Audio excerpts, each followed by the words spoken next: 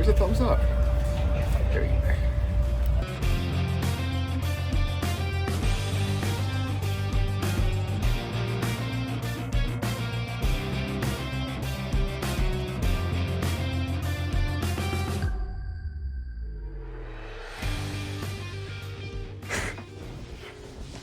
Well, a little bit to catch up on here. We are in LA at the famous Commerce. After a few days in Austin, we've been here for, was it our third night? Sounds about right. Yeah, played 3 sessions. Played 3 sessions, 3 interesting sessions. Yeah, quite eventful. So on our way to LA, when we're taking off, I got a text that famous, some of you guys may have heard me talk about this guy before, the famous Santa Claus was in town. So it was all a bit of a, I wouldn't say a rush to get here, but it was the whole city basically comes into the Commerce to try and play with this guy. So came in and he was in a 2040 game. He was kind of chilling apparently, not really buying in deep and wasn't playing as crazy as he once has, done off a couple buy-ins and then just disappeared. I was in the 2040 at that stage after he left and the game was dust. So I passed on the seat, I was set at 510, and then about 2 hours later, he comes back in, and because the game's so shit, no one wants to play, everyone thinks he's gone, he waltzes straight back into the game. And all of a sudden, there's a list filled with 20 people waiting to play with him again. Anyway, that transpires, we wake up in the morning, the game's still going, I'm lucky enough to get a seat, and there's no one on the list because it's 7 in the morning and no one really knows what's going on. So I chucked you on the list, somewhat ready to throw you in the deep end. Yeah. Game is 20, 40, 80. Give you the call, a few hours later to say a seat's opening up, come downstairs, get yourself sorted. Yeah. What were your initial impressions when first you got the call to come play such a big game and actually playing in it? Oh, I mean, I was pretty excited, going from playing like 100, 200 an hour a few weeks ago to playing effectively 8K an hour. Yeah.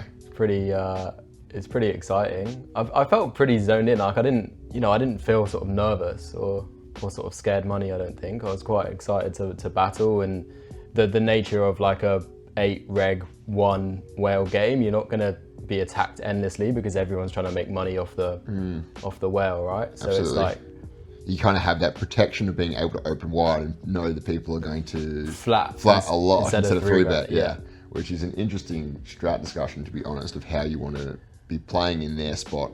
Yeah, and some of the so-called pretty good regs weren't getting everything right in those spots either. So you could probably do with sitting down with a few of them and letting them know how to play some of these spots better. Yeah.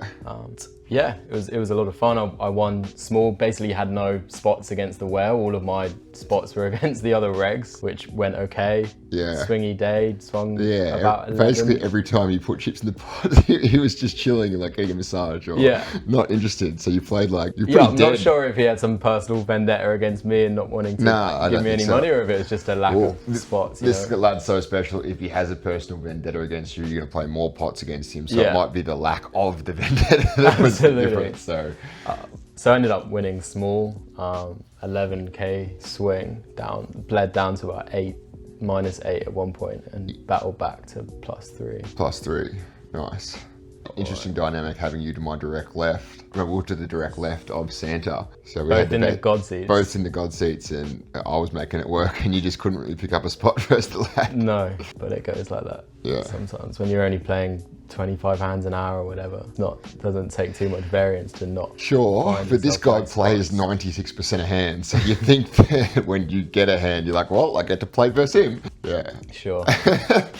So we come out of that, we won small in a pretty big game. After we started to get a little tired and run dry a little bit, you were just like, you know what, this probably ain't worth the variance, which was a good shout. He ended up leaving pretty soon after that. Didn't really want to be 20K deep versus pretty good pros to your left. It's like, maybe this isn't the spot for me right now. Yeah. We go get some kip and then come back tomorrow to play a reasonably low variance 2040 game on Saturday, which turned out to be biggest loss ever. Biggest loss ever, yeah, just pips.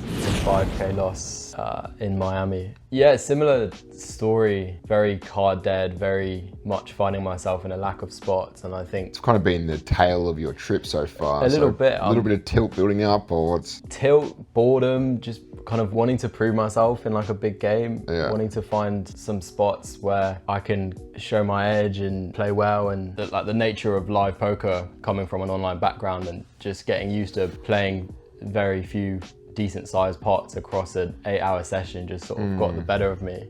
And I forced myself into a pot that I had no right to be in pre. Yeah. And end up dusting off. So rec about opens, 5K. kind of trying rec opens, MP opening too wide for sure. As you said, I think you said you saw 7-5 suited from a similar configuration earlier on. Tighter reg, 3-bets button. You cold 4 queen jack of diamonds in the small blind. Correct. I gave him a little bit of a bath for this one, just a hand that's going to be very well, probably like one of the nut low hands to take to a 4-bet pot out of position, dominated by basically every continue. So we would much prefer to have a 6-7 suited and ace-5 suited if we were going to be light. Even like a pocket 8s, I think does much better than a hand like this. Yeah.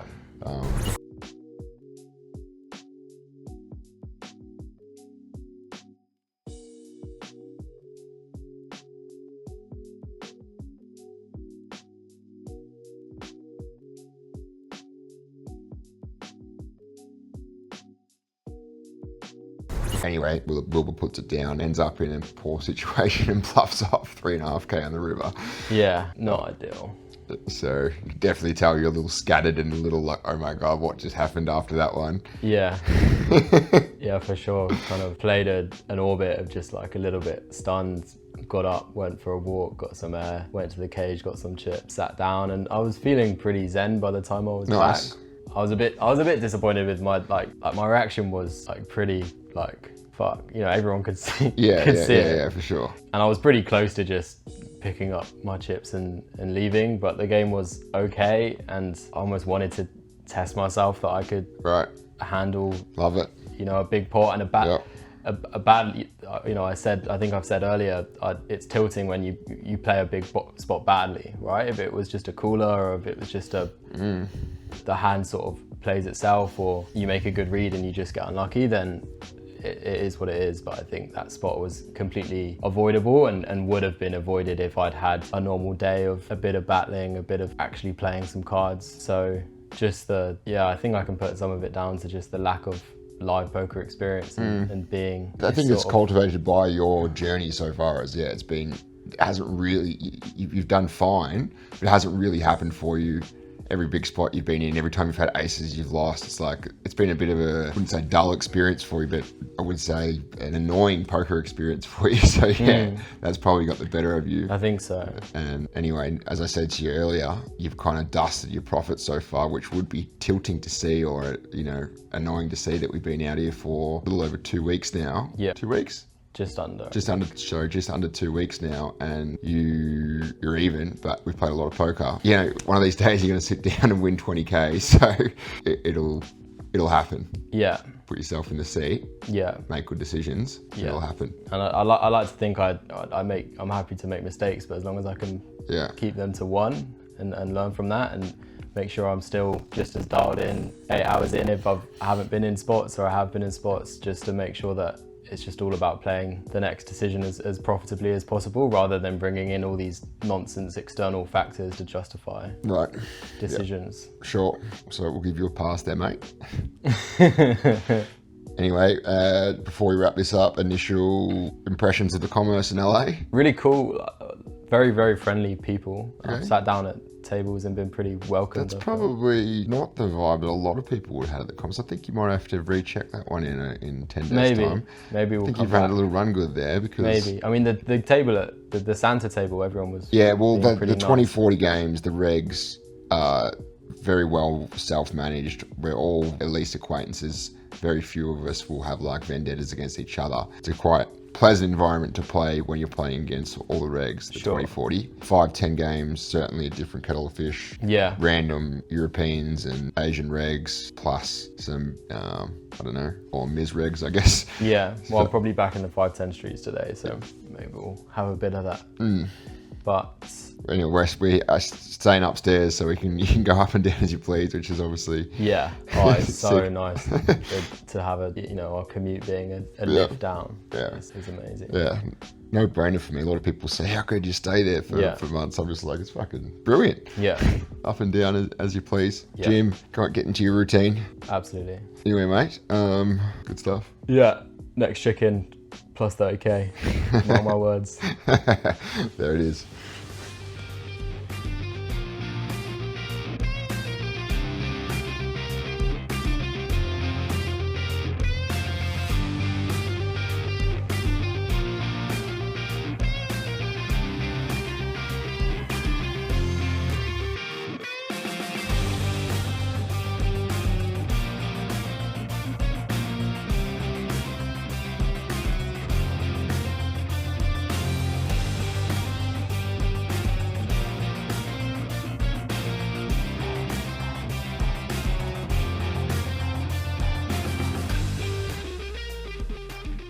All right, we just played a very fun little session there. I was playing in a 5-10 game. Unfortunately, couldn't get a seat in the 25-51, which with some AIDS politics. Don't really want to go into the fine details, but there was a seat open. I wasn't allowed to play for a reason relating to one guy in the game who doesn't necessarily want to play with me. That was the most tilted I've seen you, I think, today. Yeah, I think at this stage, like, trip's going well. I shouldn't be tilted, but things just start to wear thin a little bit towards the end of trips, you know? So I'm on edge a little bit already because of that, being out here for a long time, ready to go home. Yeah. And then when little things don't fall into place, it'll tilt me up. Like, I'm getting tilted. And you've got to, like, look at it as well. Yeah, exactly. You've got to look at it. They're playing a stand-up game there. There's money flying and I'm sitting in some bold fucking 10-20 game. Yeah. Whatever. We won't vent there. Will was in a 5-10 game. I am in a decent 10-20 game with the whale in the 5 seat. He's pretty deep, so I go over to Will and say, hey, decent spot there, the God seat's open. And you reply with, I'm in a God seat here. Well, I'm like, make your decision quick, mate, because that's not going to be around for long. Yeah. Will comes over and jumps into the game, takes the seat right next to the whale, and I'm to his direct left. We play probably, I don't know, for half an hour, and the whale gets pretty deep. He's just chipping up, winning basically every pot he plays, and all of a sudden he's got like 8K. all the regs keep like stationing him off in spots where he pretty obviously has it, I think. Yeah, in their defense, this guy is not quite what he looks. He can show up with some ass. I don't think it's just like, oh my God, you paid this guy off in this spot. He's 80 years old and he bluffs more and puts in chips more than any 8-year-old. I guess I just caught him on a bit of a heater, so it can come across. Sure. Like... Anyway, so you've chipped up to try and play deep with the whale, fair enough. Yeah. Which then means that you're going to be playing deep with me. As we've said in the last on one of the last catch-ups, we're not out here soft playing each other like that guy in Miami was insinuating. And today was a great representation of that. Yeah. We played some sick hands against each other. We were fighting. Yeah, for sure. Yeah, I guess we'll start off with the first one. It happened probably an hour into the session. The whale, after winning a few pots, actually kind of chimes out of the game for a little while. So it was just reg battling after he folds, which happens quite a lot when the configuration is what it is. After he folds, then it's like we're playing poker. Yeah. So you're opening, I'm 3-betting, you're 4-betting, and this happened a good handful of times. Sure. So yeah, open 50. Spencer raises it up to 200, folds back around to me, and we're about 7.5, 8K deep. Not entirely studied in this deep stack play, but I know I want to 4-bet aces, and I know I want to go quite big, so I go 4x to 800, which is reasonable. Maybe you can go bigger. Yeah, don't know. Because you're still essentially up against a relatively strong uncapped range yourself. So it's not like you have an asymmetric advantage where you want to start piling it in. You still want to get value. So there has to be a cap on that sizing. Yeah, 4x seemed reasonable. 4x seems good. And Spence makes a call, and we go to a flop of 10-9-4 two-tone with 2 spades. I have black aces. My understanding of the spot was being out of position very deep in a spot where Spencer now picks up like the nut advantage with in 10s and 9s, which I don't 4-bet. Even probably having advantage on runouts and having straights and stuff that you mightn't have. Yeah. I'm not sure if that's on point, but that seems to make sense. Like, you're right, this board is providing me with equity now and across streets, so it makes sense to proceed with a little bit of caution. For sure.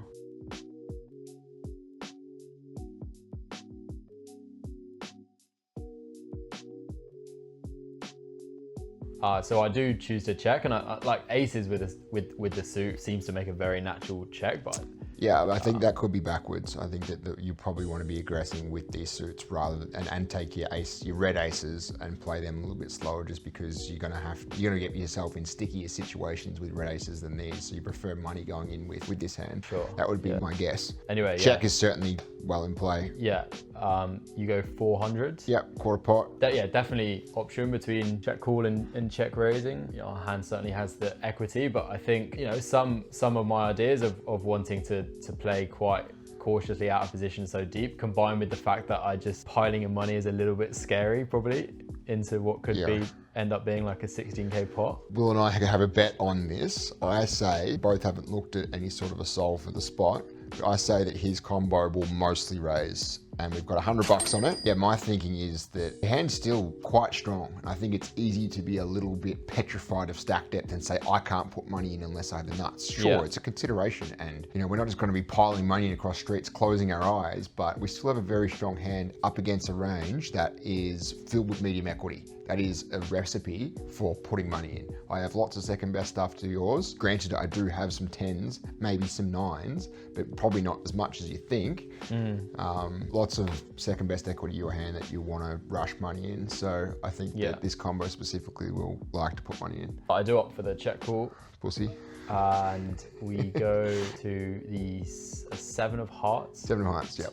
Not changing a great deal. I check. I check back my hand. Pussy. Straight back at ya. Fair play. River is a 6 of offsuit 6. Yeah, offsuit 6. And you hit me with a quarter pot. Yeah, this is maybe the first, the misstep of the hand, because calculating equity, we have a pretty huge hand here. Yeah, pretty hard for me to have an 8. As you said, maybe 6, 7 suited, yes, but with the suits on board, it's 1. That's at most 2 combos. Probably not pure, given pre. Yes, they're going to have a random 8 from time to time. But apart from that, pretty hard for you to not win this pot. Yeah.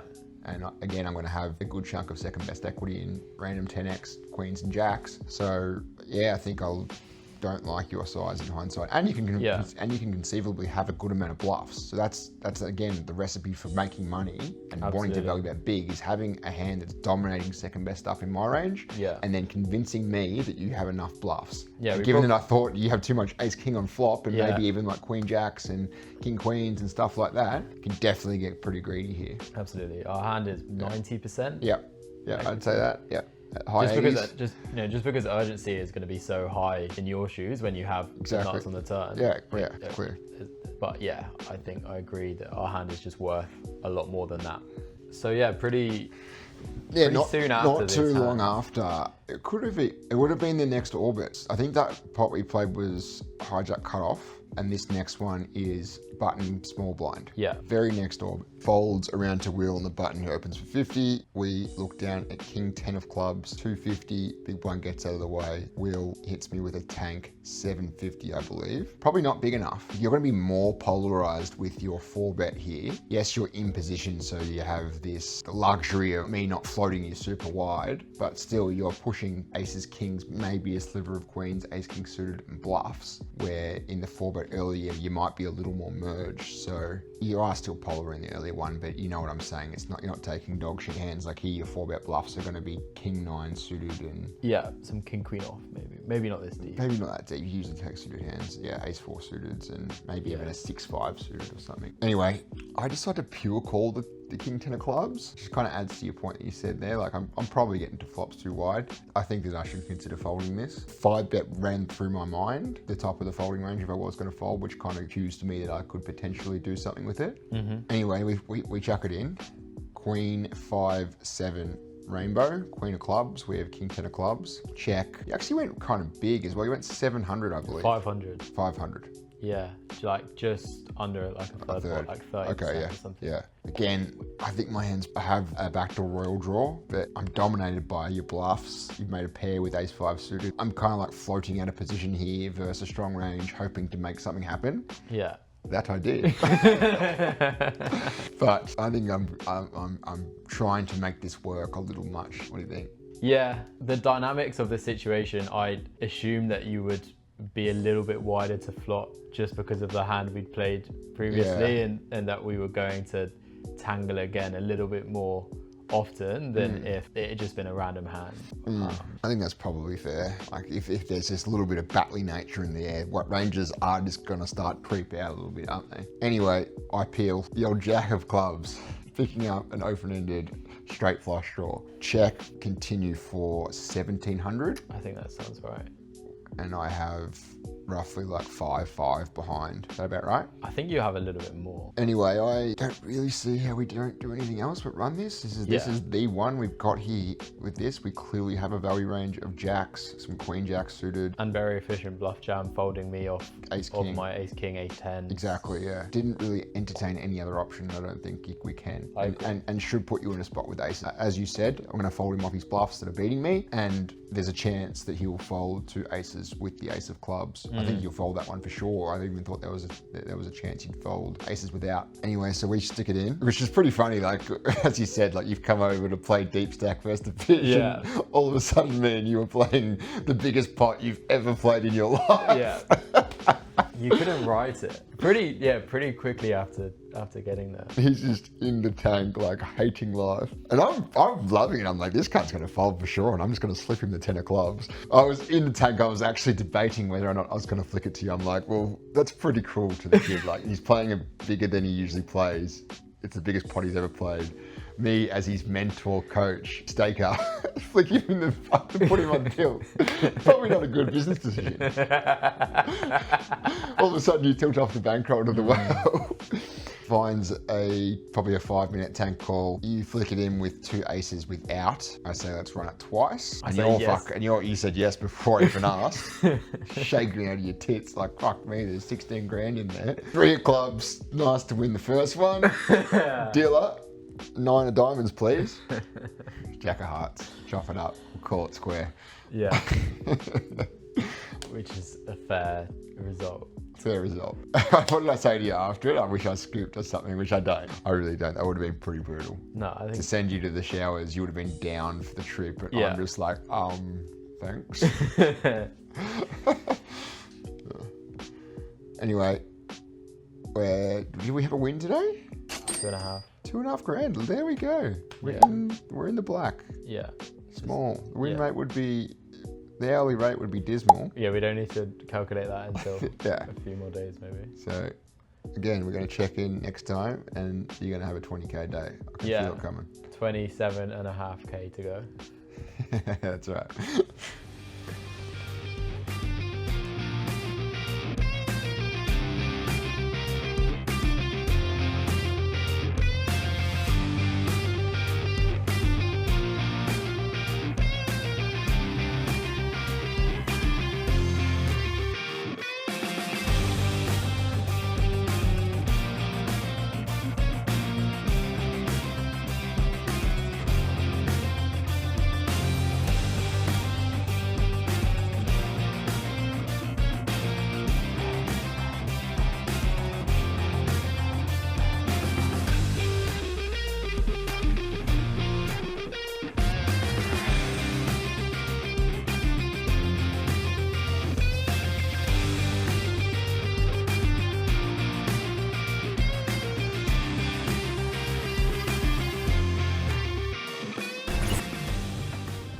We're about to tell him a bedtime a story with around the fire. The torch. Yeah.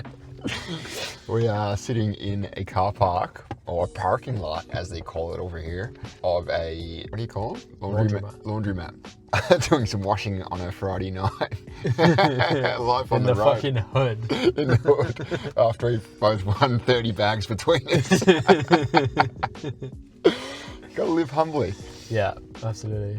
So someone's feeling a bit better about themselves. Scraped a couple of wins together. Yeah, on a little mini heater. Mini heater.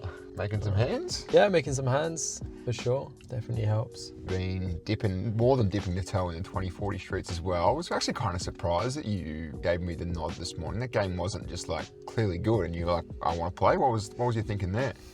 Your game looked pretty good. Right. And I was playing a must move and I was third on the list. Yeah. So it was definitely not a snap to go play. I was feeling quite confident. I knew you had one rec in the game, some weaker regs who I felt pretty confident battling with. Oh, don't get me wrong, it wasn't like I think it's close for you. I think that you were definitely surviving, winning in that lineup. Yeah. But I was just surprised that you were just like, all right, yeah, let's go play. The kind of approach prior to this was, if the game was good, you'll be in there. Yeah. If not, just stick it at the 5-10. Yeah. Combined with the fact that none of the 5-10s were very good. If I was in a good 5-10 lineup, Sure. then I probably would have given it, waited a little bit because the game did fill up quite quickly, but it filled up with a bunch of It's a other pretty regs. good point, really. That was even me last night when that 2040 game was just tripe, and you and I were sitting there at that 5-10 game with two whales, probably both making, I don't know, my guess would be upwards of 120 an hour, fucking next to no variance, given that no one can put you in a spot. 100%. It's a no-brainer. Yeah. If you're just like very rigid to your stake and don't like fuck with that, you're costing yourself. I imagine it's a lot of ego as well. Yeah, absolutely. It's like, people just see the biggest game in the room and they're like, I'm good. I feel that. I feel like, which is a fish mentality, going over there and seeing regs that I know I'm better than, playing that game, and then there's like this little, you don't think you're good enough? Well, no, I'm going to let that ego slide and just worry about win rate. Yeah, you guys are more than happy over here, actually making taking some money. Potentially like similar-ish hourly, but a lower variance approach for sure, and just running it. So anyway, you've gone on a little bit of an upswing, as we just said. Any hands from that? There are some pretty interesting hands actually. Go on then. That I haven't run by you either. First spot is an interesting one against some sort of trying aggro fish reg young Asian guy who opens in the low jack, playing 5-10. Right. He opens to 35. We look down at ace king offsuit and bump it up to 125, playing about 2k deep, and he makes a relatively quick call. Go to a flop of ace 9-3 two-tone, and we have the king of the suit. We have the king of diamonds on ace 9-3, two diamonds. He checks, we bet third pot, maybe beefing a little bit up to maybe like 40% pot. Whatever.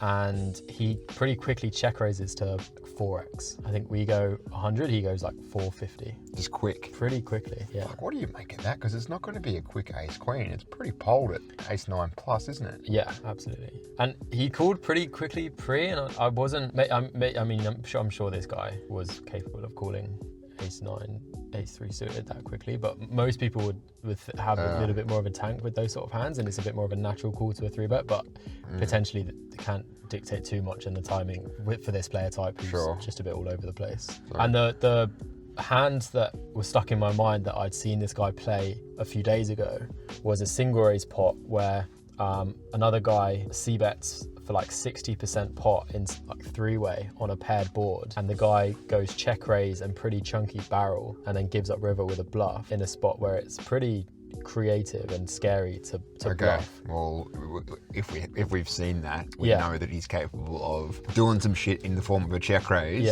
Value range very, very narrow. Absolutely. Yeah. Unlimited bluffs. If he chooses to have bluffs, which given this player type, he definitely can.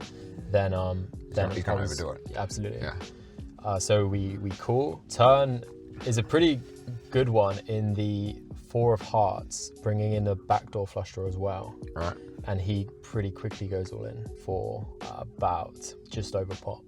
Walk.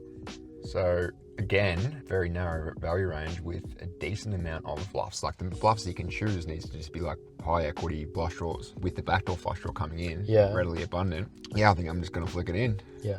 So we do call. We take a little bit of time just to think it over, and I think readless, I would potentially be pitching this one against quite a few guys, given if they'd seen a tool to tend sort of passive, which a lot of these players do, then this is not an extremely attractive spot here with ace king when our range is so obviously pretty strong at this point. Plenty of calls in there. It's not going to be, they have to be of the battling nature of finding like backdoor flush draws and front door flush draws. Yeah, a lot of players probably skew in the other direction. Yeah, the showdown will surprise you.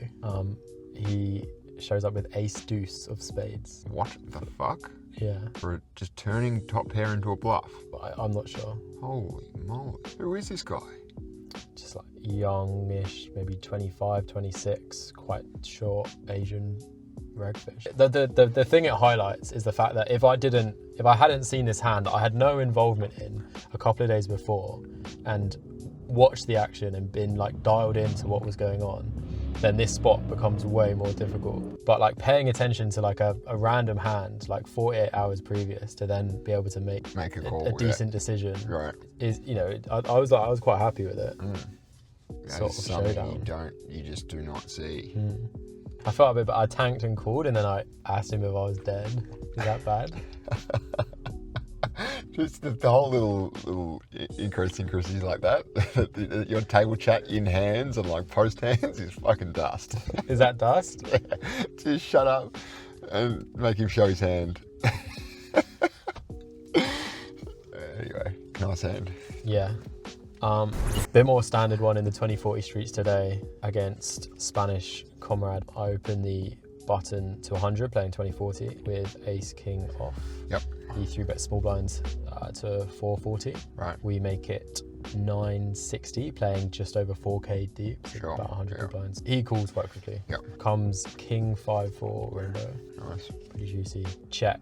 I go Pot. call a pot 500. He Yep. calls. Turn is the 10. My assumption was that he was mainly going to be just ripping 10s in pre, but maybe. I don't think so. I Maybe think he'll that's have 10s well. pure.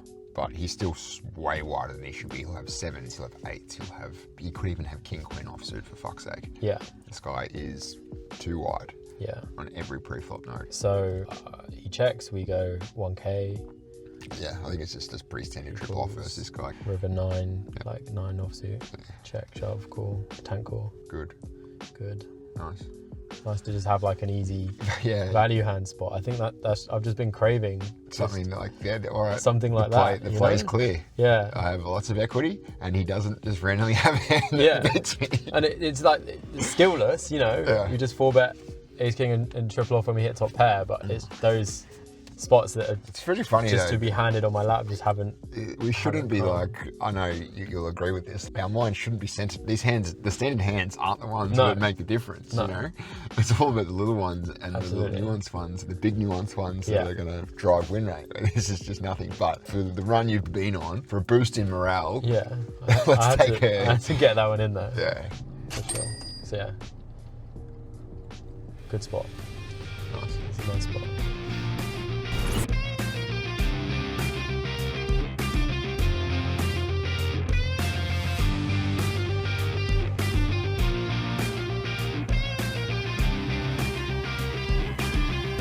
Job. You had one job. Why didn't Did the chicken not. cross?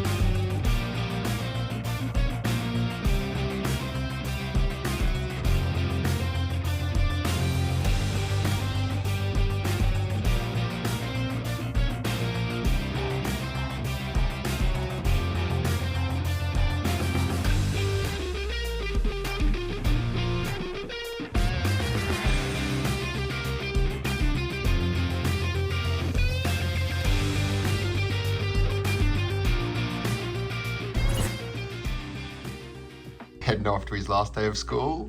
Isn't that right? Yeah. What is it? Day 30 or something for you? Ready to go home? Yeah. Yeah, ready to spice up the day routine a little bit for a few months, I think. What, you're not happy with our little humble abode? Living in the commerce? Oh, God. Okay, one last mic up, eh? Yeah. We should be pretty good at this by now. We should be.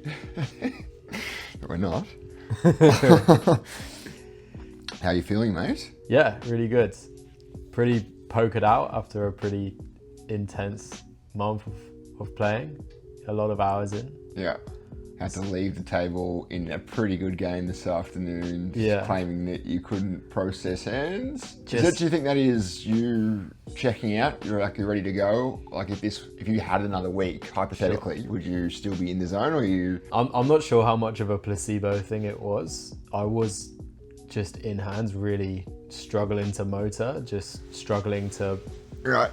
pick up things that normally would come quite naturally, not visualizing my different options and how hands might play out with A, B, and C, and just feeling quite slow and sluggish. Even in a good game, that's just a horrible. Yeah, with a couple of good players like Noah and Tay there, it's a little, scary to be in that mode with a decent amount of money in front of you. Still probably winning, to be fair, but...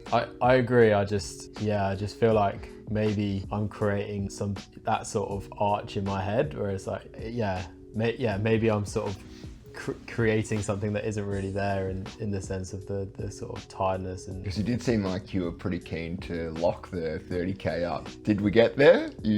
Are we going to claim it? yeah, we'll I claim think it's it. 29,000.2, and you got up to 33 2 days ago with that 7k And session. at one point today, I was up on the day by about 2. Oh, so you would have been up like 35. Yeah. 6k swing at the end Yeah. to go just under 30, but we'll pay it.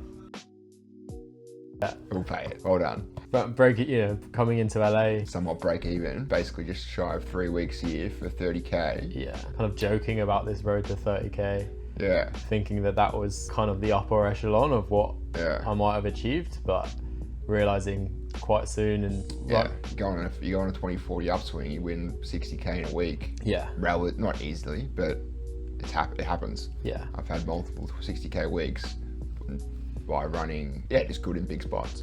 yeah, unbelievable game today though, and unbelievable games yesterday. Yeah. Paint the picture of the must move situation, because it is an interesting topic of conversation. Yeah, So we're playing in the main game that started at about 12:30.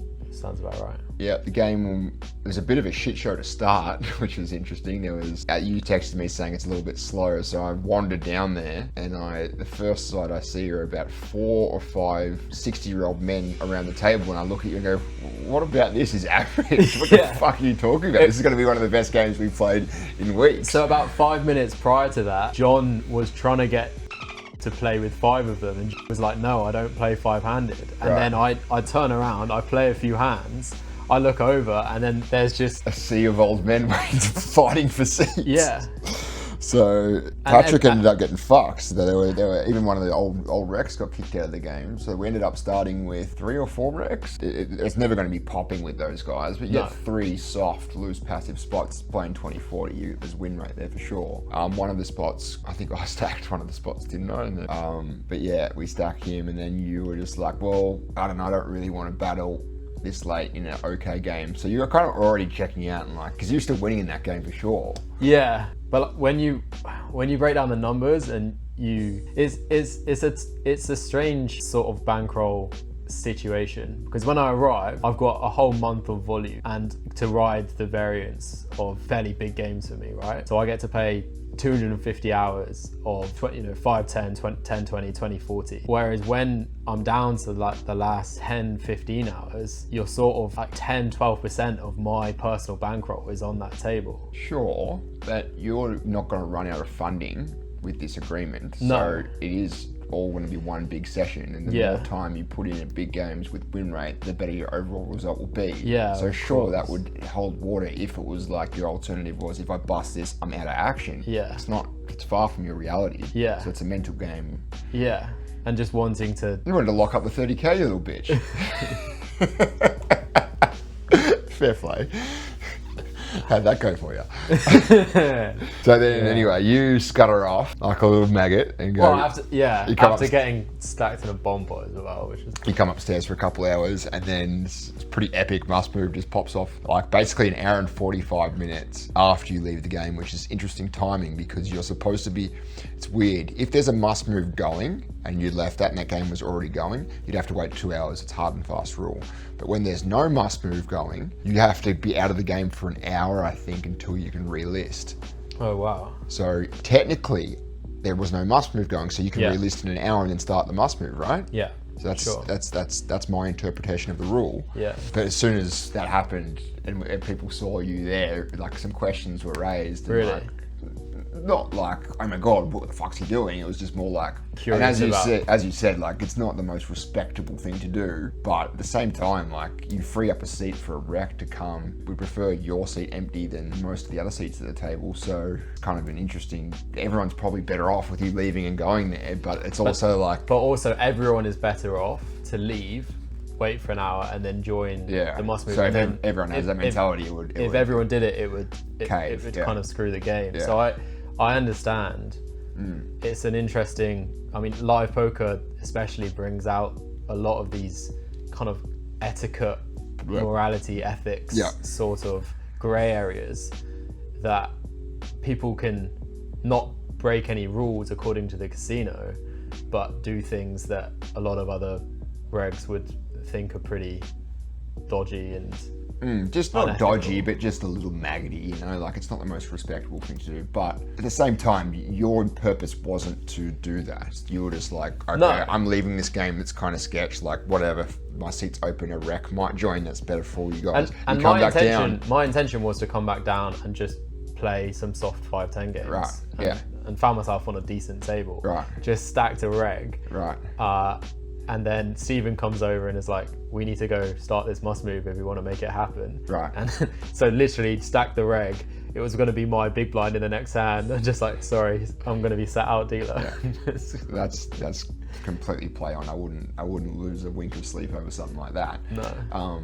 But yeah, then you find yourself in this game that is pretty epic. There's like 3 really good spots and a couple okay spots. Yeah, I mean, at one point before Noah and Tay rocked up, there was 0. Stephen was the only Right. like good reg Right. on the table. The rest were some average regs and then a bunch of fish and some serious spots with Mike there, Yeah. who was losing a lot of money. I stacked him pretty early on Right. to go up. Just go 3-bet the ace queen of diamonds, go bet on a queen high flop, and then he donk shoves the river with a missed straight draw. Yeah, he never has value in that line either because he's so mergy pre-riv. And the run out meant he was completely Right. void of value, so it's just a snap and I never lose. Right. And either he's got some mergy Yeah. value hand or a bluff. Right. Nice. And then- so what? That puts you up 4K early. 3.5. Damn. I remember looking over and thought you had like 8K in front of you. I'm like, here Yeah. we go. Yeah. Especially in that good of a spot. I'm like, he'll do well to lose here. Yeah. Look over an hour later and you got like the stuckest looking stack. Yeah. With 3 teal chips and maybe a few whites. Yeah, get a bomb pot spot, but that was 900, and then a few other small pots, just Right. getting pretty screwed over. And then I played one horrible hand, like really horrible, and that was when I was like, man, I'm really not. Come on, man. I'd love to hear this one.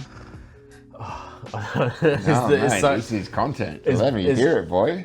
it's bad that it's so bad that I don't even want to say. No, you gotta say it. Limp from cut off tight passive rec ISOs to 140.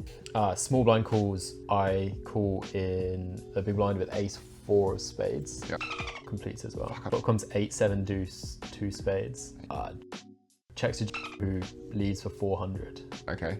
He's gonna have a very merged and he's got top up range. He's only got about 900. range. He's only got about 900 behind, and the tight rec who ISO'd in the first place raises to 1100. He's gonna have kings. About 4k behind.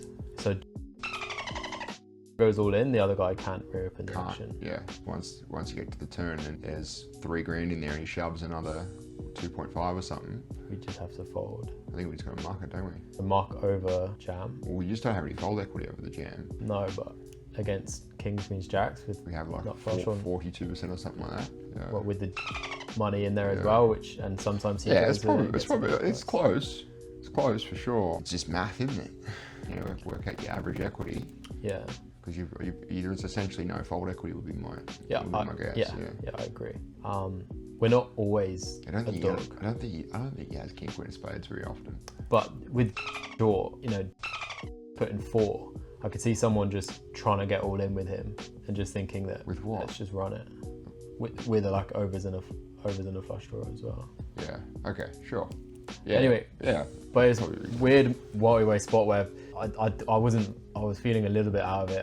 I didn't consider my options. That bad. It's not, Carefully. as we just said, it's close. It's not that bad to stick in. If you went home because you made this decision, I wouldn't be. Yeah. Wouldn't- I'd cold call. I mean, this is. I actually don't mind the cold call option if there's no fold equity. Like, let's just try and get a free card. Thinking that quite likely just going to go with it, You want win as well, right? and then the multi-way nature just gives us a better Chance to price go, to hit turn. Yeah, no, I think that makes sense. Okay. Yeah, if there's no fold equity, then what's the point of jamming it? You will be jamming it to maybe get him to fold a better hand, which is never happening. Yeah. And as I said, we're usually a dog. We're almost always a dog here. So yeah. Okay. If you're going to put money in, probably call makes sense. It was like 11, like a pot that Be 30. goes with, then it's like, Yeah, if you get to realise right here, you get to see all the 3 cards here for this price, it's clearly winning. But the thing is, you're just going to get shoved on it on every turn. It isn't a spade. And then probably have to, I don't know, if you have to call off, you might be able to fold turn. so we called, actually gets out of the way, go to offsuit king, check, shove, fold. Yeah. And he rolls over king jack of spades. That sucks. And then we peel the river and it's a spade. Damn. So maybe that's just my I don't think that you. slightly, I think you'd be being little results oriented Yeah. there to say that you played that hand horribly. Yeah. I was hoping for a fucking punt for the content. yeah, fair enough. All right. So overall result of 29, we said we're pretty happy with it. This, yeah, correct me if I'm wrong, pretty close to what you made in the entirety of last year. Yeah, total profit, not too far off. 4 weeks of solid grinding. A point that I've made to you and a bunch of my other students and my wider audience is that you get out there and you look for games where you can actually make $1 rather than just being locked up in your basement playing small Absolutely. stakes online, battling it out for small win rates, high rake. If you're going to do this, there's an opportunity cost here for you for going early years. You know, if you're going to do it, you got to make money. Yeah. And to do that, you need to come to the spots where money is up for grabs, and Yeah. live poker around the world still is the way to do that, in my opinion. Yeah, but not only finding some good games to play in and discovering live poker for what it is, but doing it with someone who is a seasoned professional Oh, don't make me blush. who's done it all. But seriously, I was deeping it before you came up. What does that mean? I was thinking about it deeply before you came up. The lingo, man. You got to get me up to speed with this shit. Just how much of a kind of career booster this will hopefully turn out to be. Right. And how many potentially years it will save me to Right. have kind of be humble and realize that I'm going to need some help and some mentorship through this. Yeah. And to find that and I don't even, as like, I think you're on my level of a poker player, or you certainly will be soon. But yeah, there's just all the soft little things on the side, and even bring you to the opportunity. Sure, some strategy tips here and there, but I don't know if it's years, but I think that you need to give yourself a little more credit. Bringing you to the spot and saying that this is what you should be doing, this is how you make the money, I think is the biggest bit of value. yeah, Just give us a quick summary of your experience. really enjoyed it. Feels like yesterday when I landed in Boston. Yeah, it feels, for a while it felt like yesterday, but now it's like Boston to me feels like fucking ages ago. Maybe the last couple of days I've started to feel it. Potentially kind of like a 4, potentially 5 week trip feels like the sort of perfect Yeah, time absolutely limit. is. Yeah. Certainly for me. Yeah. Living out of one hotel room, up and down the lift all day.